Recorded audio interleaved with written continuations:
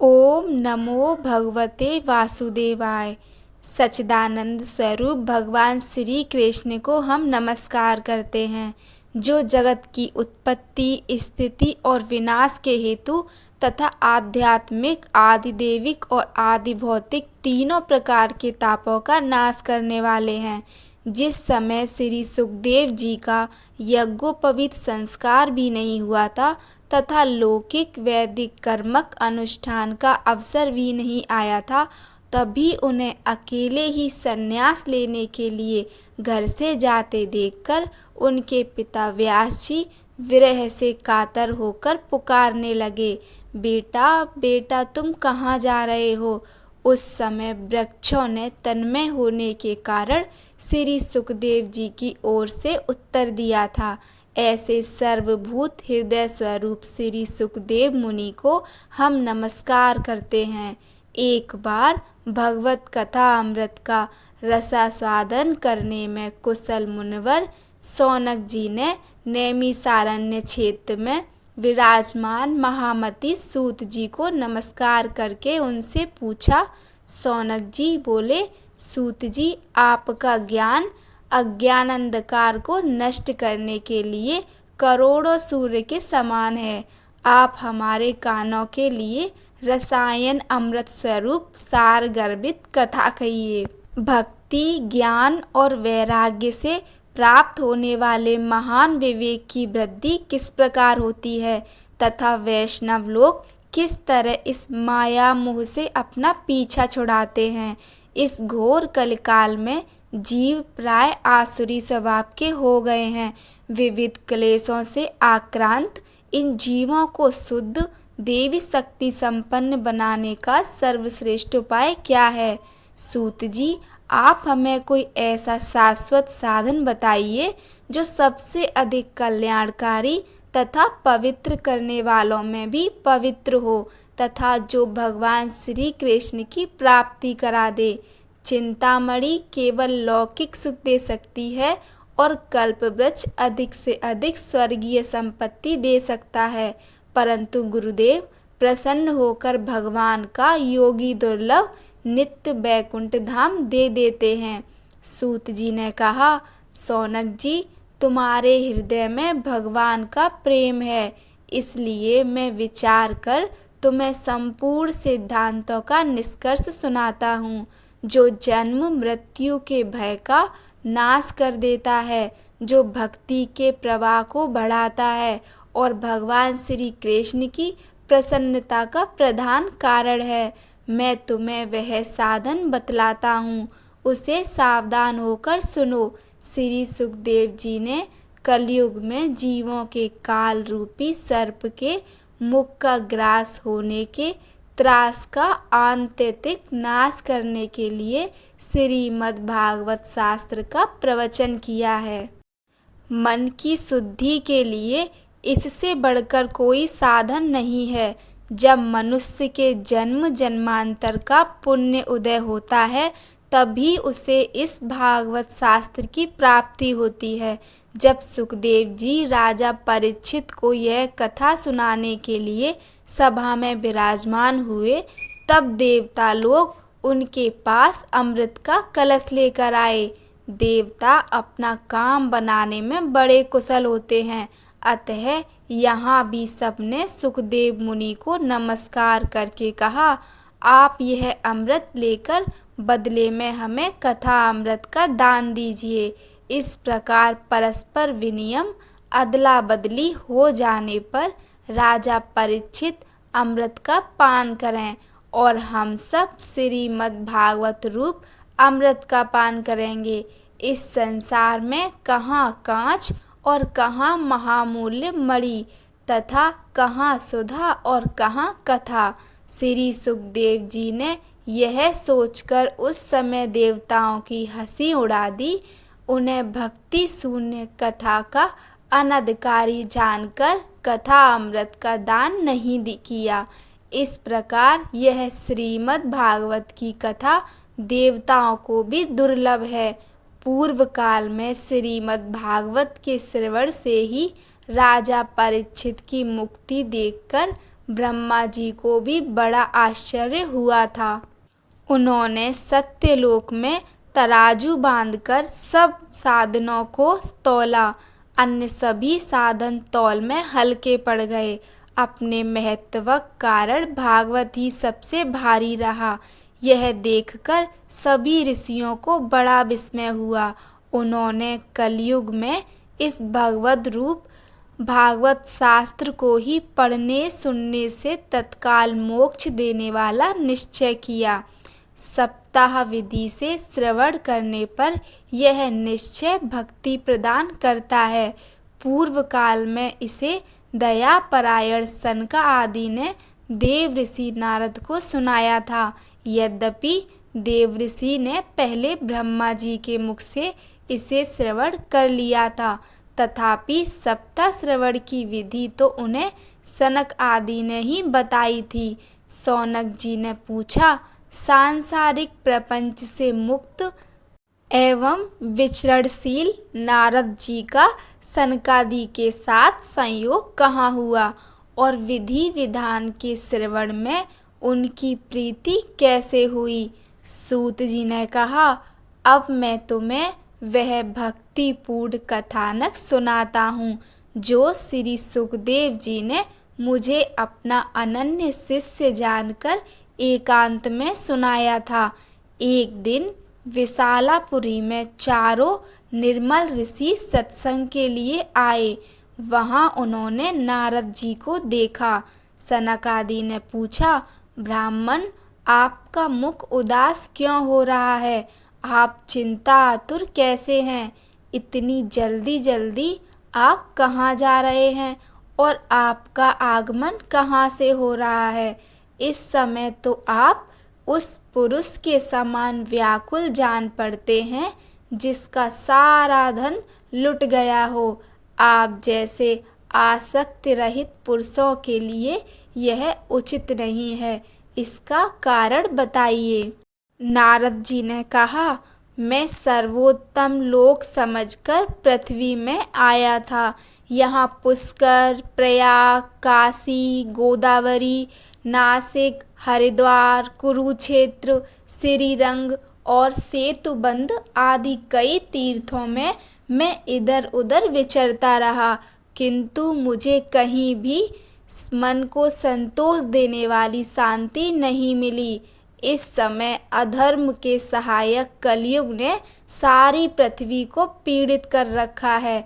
अब यहाँ सत्य, तप, शौच, बाहर भीतर की पवित्रता, दया, दान आदि कुछ भी नहीं है। बेचारे जीव केवल अपना पेट पालने में लगे हुए हैं। वे असत्यभाषी, आलसी, मंदबुद्धि, भाग्यहीन, उपद्रवग्रस्त हो गए हैं।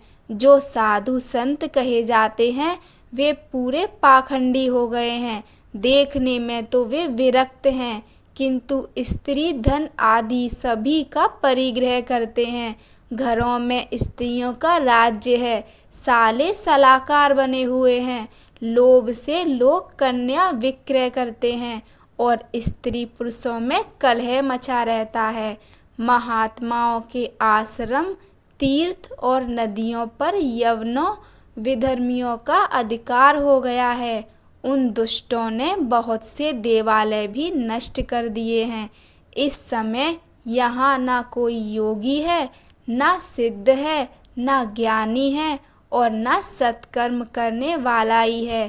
सारे साधन इस समय कलिरूप दावानल से जलकर भस्म हो गए हैं। इस कलयुग में सभी देशवासी बाजारों में अन्न बेचने लगे हैं। ब्राह्मण लोग पैसा लेकर वेद पढ़ाते हैं और स्त्रियां वेश्यावृत्ति से निर्वाह करने लगी हैं। इस तरह कलयुग के दोष देखता और पृथ्वी पर विचरता हुआ मैं यमुना जी के तट पर पहुंचा, जहां भगवान श्री कृष्ण की अनेकों लीलाएं हो चुकी हैं।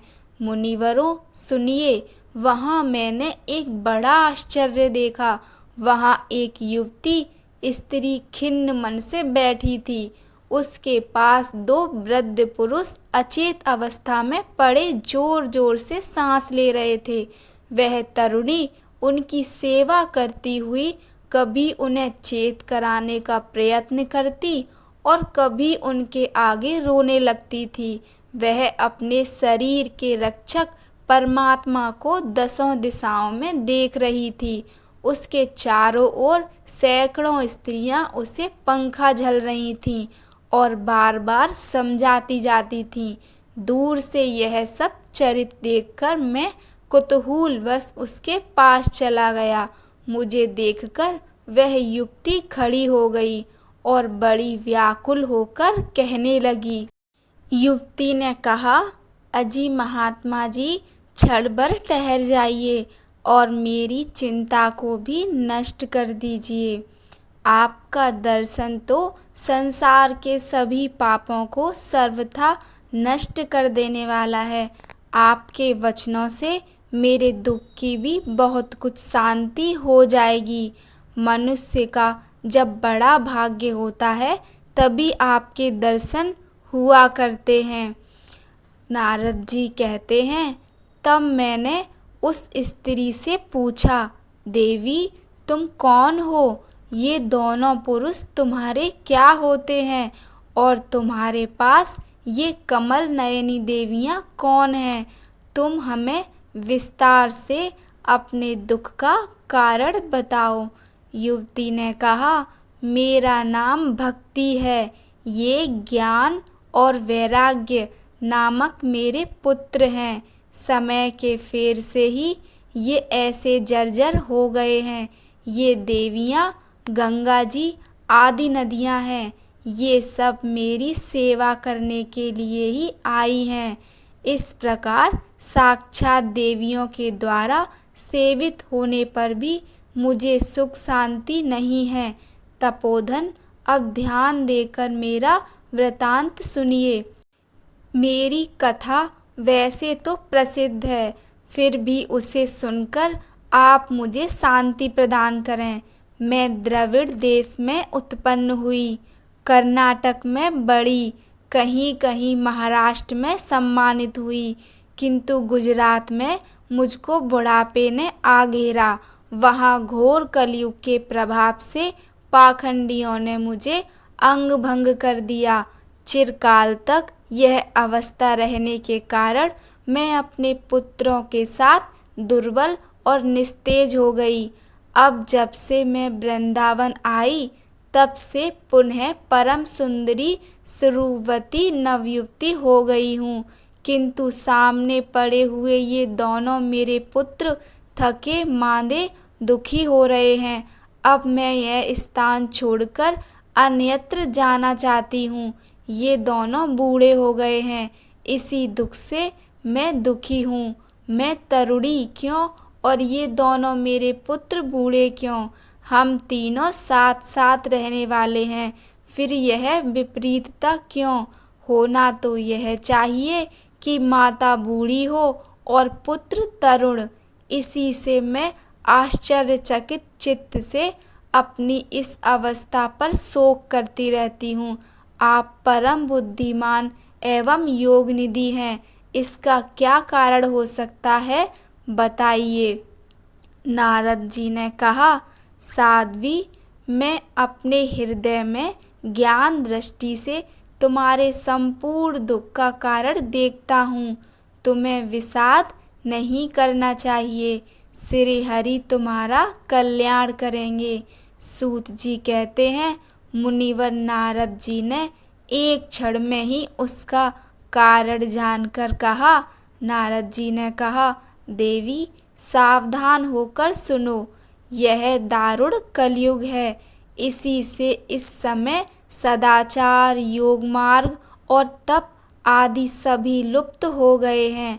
लोग सठता और दुष्कर्म में लगकर अघासुर बन रहे हैं। संसार में जहाँ देखो वहीं सत्पुरुष दुख से म्लान हैं और दुष्ट सुखी हो रहे हैं। इस समय जिस बुद्धिमान पुरुष का धैर्य बना रहे वही बड़ा ज्ञानी या पंडित है। पृथ्वी क्रमशः प्रतिवर्ष शेष जी के लिए भार रूप होती जा रही है। अब यह छूने योग्य तो क्या देखने योग्य भी नहीं रह गई है और ना इसमें कहीं मंगल ही दिखाई देता है। अब किसी को पुत्रों के साथ तुम्हारा दर्शन भी नहीं होता। विषय अनुराग के कारण अंधे बने हुए जीवों से उपेक्षित होकर तुम जर्जर हो रही थी। वृंदावन के संयोग से तुम फिर नवीन तरुणी हो गई हो। अतः यह वृंदावन धाम धन्य है, जहाँ भक्ति सर्वत्र नृत्य कर रही है। परंतु तुम्हारे इन दोनों पुत्रों का यहाँ कोई ग्राहक नहीं है, इसलिए इनका बुढ़ापा नहीं छूट रहा है। यहाँ इनको कुछ आत्मसुख भगवत स्पर्श जनित आनंद की प्राप्ति होने के कारण ये सोते से जान पड़ते हैं। भक्ति ने कहा, राजा परीक्षित ने इस पापी कलयुग को क्यों रहने दिया? इसके आते ही सब वस्तुओं का सार ना जाने कहाँ चला गया। करुणामय श्री हरि से भी यह अधर्म कैसे देखा जाता है? मुने, मेरा यह संदेह दूर कीजिए। आपके वचनों से मुझे बड़ी शांति मिली है। नारद जी ने कहा, बाले, यदि तुमने पूछा है तो प्रेम से सुनो। कल्याणी, मैं तुम्हें सब बताऊंगा और तुम्हारा दुख दूर हो जाएगा। जिस दिन भगवान श्री कृष्ण इस भूलोक को छोड़कर अपने परम धाम को पधारे, उसी दिन से यहाँ संपूर्ण साधनों में बाधा डालने वाला कलयुग आ गया। दिग्विजय के समय राजा परीक्षित की दृष्टि पड़ने पर कलयुग दीन के समान उनकी शरण में आया। भ्रमर के समान सारग्राही राजा ने यह निश्चय किया कि इसका वध मुझे नहीं करना चाहिए, क्योंकि जो फल तपस्या, योग एवं समाधि से भी नहीं मिलता, कलयुग में वही फल श्री हरि कीर्तन से ही भली भांति मिल जाता है। इस प्रकार सारहीन होने पर भी उसे इस एक ही दृष्टि से सारयुक्त देखकर उन्होंने कलयुग में उत्पन्न होने वाले जीवों के सुख के लिए ही इसे रहने दिया था। इस समय लोगों के कुकर्म में प्रवृत्त होने के कारण सभी वस्तुओं का सार निकल गया है और पृथ्वी के सारे पदार्थ बीजहीन भूसी के समान हो गए हैं। ब्राह्मण केवल अन्न धन आदि के लोभवश घर घर में जन जन को भागवत की कथा सुनाने लगे हैं। इसीलिए कथा का सार चला गया। तीर्थों में नाना प्रकार के अत्यंत घोर कर्म करने वाले नास्तिक और नारकी पुरुष भी रहने लगे हैं। इसलिए तीर्थों का भी प्रभाव जाता रहा। जिनका चित्त निरंतर काम, क्रोध, महान लोभ और तृष्णा से जब तपता रहता है, वे भी तपस्या का ढोंग करने लगे हैं। इसलिए तप का भी सार निकल गया। मन पर काबू न होने के कारण तथा लोभ, दंभ और पाखंड का आश्रय लेने के कारण एवं शास्त्र का अभ्यास न करने से ध्यान योग का फल मिट गया। पंडितों की यह दशा है कि वे अपनी स्त्रियों के साथ भैंसों की तरह रमण करते हैं। उनमें संतान पैदा करने की ही कुशलता पाई जाती है। मुक्ति साधन में वे सर्वथा अकुशल हैं। संप्रदाय अनुसार प्राप्त हुई वैष्णवता भी कहीं देखने में नहीं आती। इस प्रकार जगह जगह सभी वस्तुओं का सार लुप्त हो गया है। यह तो इस युग का स्वभाव ही है, इसमें किसी का दोष नहीं है। इसी से पुंडरीकाक्ष भगवान बहुत समीप रहते हुए भी यह सब सह रहे हैं।